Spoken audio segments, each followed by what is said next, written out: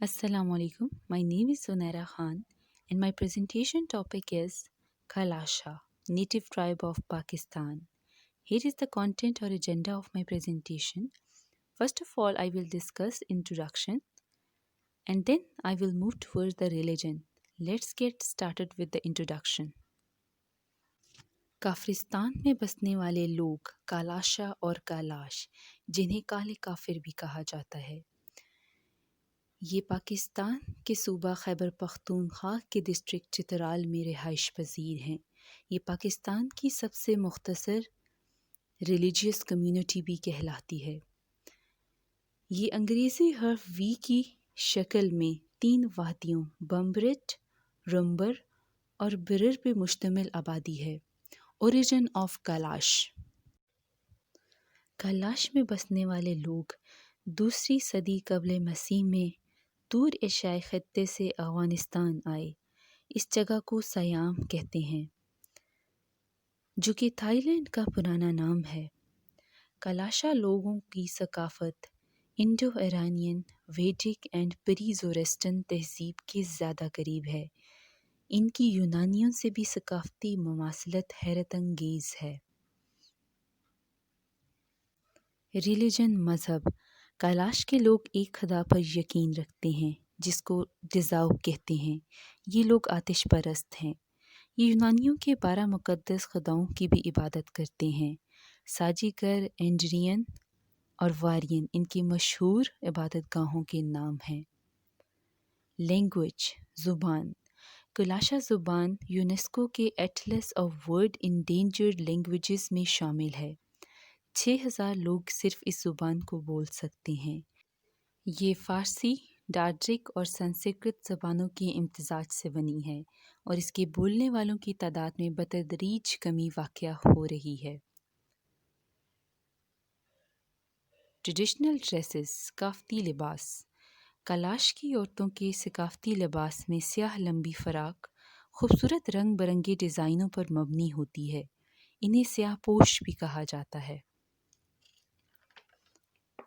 इस लिबास के साथ ख़वातीन मोतियों के हार और सर पे मोतियों, सीपियों और कोड़ियों से बना हुआ खूबसूरत हेड कवर पहनती हैं, जो कि इनकी शनाख्त है। मर्दों के मकामी लिबास में शलवार कमीज़ शामिल है। सर पे ऊनी टोपी जिसके ऊपर परिंदे का पर लगा होता है, इसे चित्राली भी कहा जाता है। फेस्टिवल्स, त्यौहार।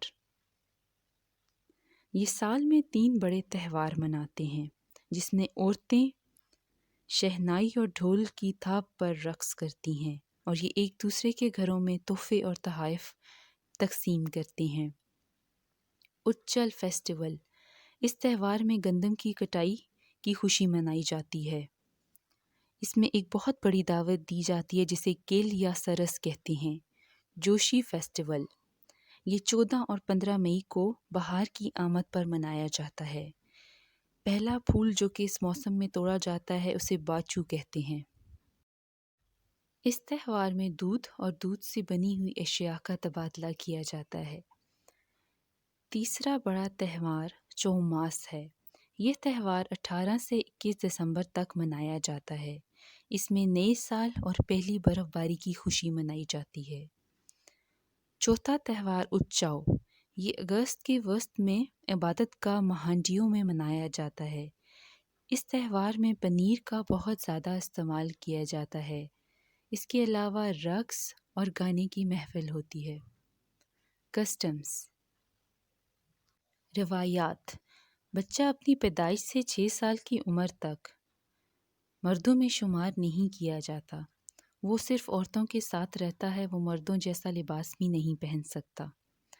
6 साल की उम्र में वो मर्दों वाला लिबास पहनना शुरू करता है। इस मौके पर कुर्बानी की जाती है और खुशी का इजहार किया जाता है। इस कुर्बानी का गोश्त सिर्फ मर्द ही खा सकते हैं। Wife allotment. शादी के लिए दूल्हा को दुल्हन के घर वालों को रकम अदा करनी होती है। पहले से शादीशुदा औरत अगर दूसरी शादी करना चाहे तो दूसरे शौहर को दुगनी रकम अदा करनी होगी। Kailash ancient buildings. गुरु। گرو اپنی کنسیر منزلہ خوبصورتی اور ثقافتی مرکز ہونے کی وجہ سے بہت زیادہ اہمیت کی حامل ہے۔ اس میں رقص کے لیے ایک الگ ہال بھی موجود ہے۔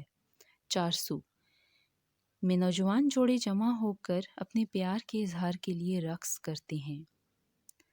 Kailash cultural centre Kalash cultural centre Brun اور بھمبرٹ میں واقع ہے، جہاں تاریخ، ثقافت، رسم و رواج اور رہن سہن سب ایک چھت کے نیچے محفوظ کیے گئے ہیں۔ جیشٹک خان یہ ایک بہت بڑا ہال ہے جہاں پیدائش، وفات اور دیگر تہوار منائے جاتے ہیں۔ یہ ان کے کمیونٹی ہال کا کام ادا کرتا ہے۔ فوڈ کھانے ممتو یا ڈمپلنگ وہاں کے روایتی کھانوں میں سر فہرست ہے۔ اس کے علاوہ پلاؤ، جس میں پہلے سے ابلے ہوئے چاولوں کو گوشت کے ہمراہ تناول کیا جاتا ہے، بہت ہی زیادہ رغبت سے کھایا جاتا ہے۔ نمکین مکھن والی چائے، سبز چائے اور کالی چائے جسے فروخ چائے کہتے ہیں، بہت زیادہ مشہور ہے۔ اس کے علاوہ شہد، پھل اور سبزیاں ان کی خوراک کا اہم جز ہیں۔ میرج ریچولز شادی کی رسومات ان کے ہاں پسند کی شادی میں کوئی رکاوٹ نہیں ہوتی۔